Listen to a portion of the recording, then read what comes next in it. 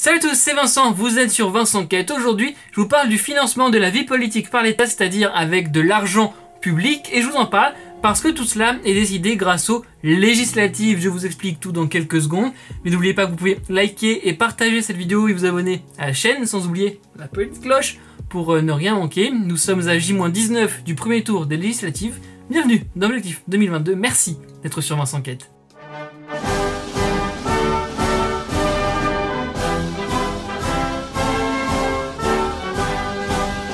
Dans cette vidéo, je me concentre sur le financement. Oui, c'est lié aux législatives. Je vais vous expliquer comment. Mais si vous voulez une vidéo pour tout comprendre à ces élections législatives, comment ça marche, qui peut se qualifier au second tour, quel est le rôle des députés, j'ai déjà fait une vidéo, je vous mets le lien dans la description. Comment les partis sont-ils financés par l'argent public? En France, le financement est divisé en deux catégories et les deux sont calculés en fonction des élections législatives. Avant tout, un chiffre. 66 millions d'euros, c'est le total des aides publiques distribuées aux partis politiques en 2022. Je vais commencer avec la première fraction. Chaque voix pour un parti aux législatives équivaut à 1,53 € par an pour ce parti, mais il faut réunir deux conditions, présenter au moins 50 candidats et obtenir 1% des voix. Donc, si on s'intéresse seulement à cette première fraction, les partis doivent au moins présenter 50 candidats. On l'a vu par exemple avec l'Union de la gauche où les partis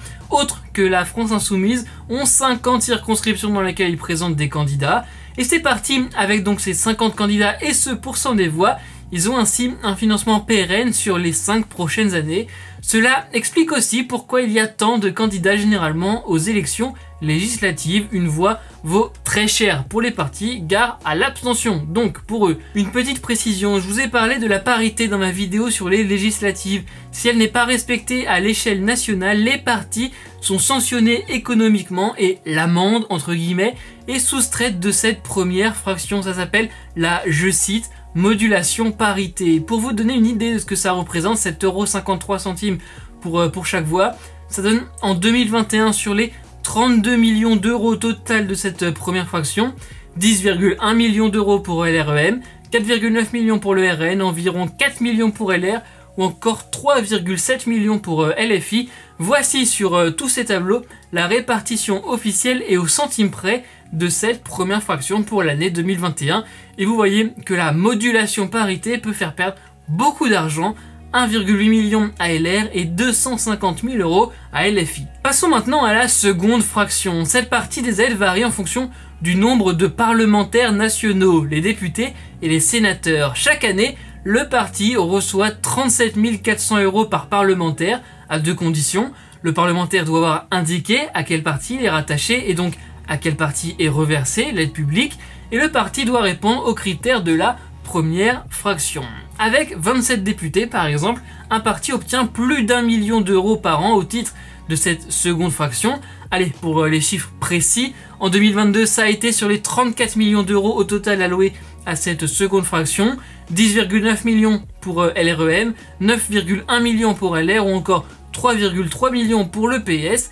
Mais pour cette partie des aides, LFI et le RN ont moins d'argent car ils ont moins de parlementaires, 635 000 € pour LFI et 300 000 € pour le RN. Alors tout ce financement est bien entendu encadré par la loi, c'est d'ailleurs la loi du 11 mars 1988 en particulier, qui a été complétée en 90, 95, 2003 et 2017. Jusqu'en 88, les règles pour le financement public des partis politiques n'étaient pas claires et surtout pas encadrées par la loi. Et juste avant de terminer, je voulais vous rappeler qu'il existe aussi un financement privé des partis politiques, même si ce n'est pas le thème de cette vidéo. Ce financement privé, ce sont à la fois les cotisations des partis, mais aussi les dons des particuliers, des dons et des cotisations encouragées par l'État avec une réduction d'impôt de 66%. C'est donc la fin de cette vidéo. Merci les amis d'avoir été au rendez-vous, merci de votre fidélité. Vous pouvez retrouver toutes les vidéos des objectifs 2022 comme d'habitude dans la playlist, le lien est dans la description. On s'abonne, on like, on partage. Je vous retrouve chaque semaine avec des vidéos inédites, j'espère que vous serez là. Sur les réseaux sociaux, c'est @VincentQuête, on se parle quand vous voulez. Surtout, n'oubliez pas, soyez heureux, restez curieux.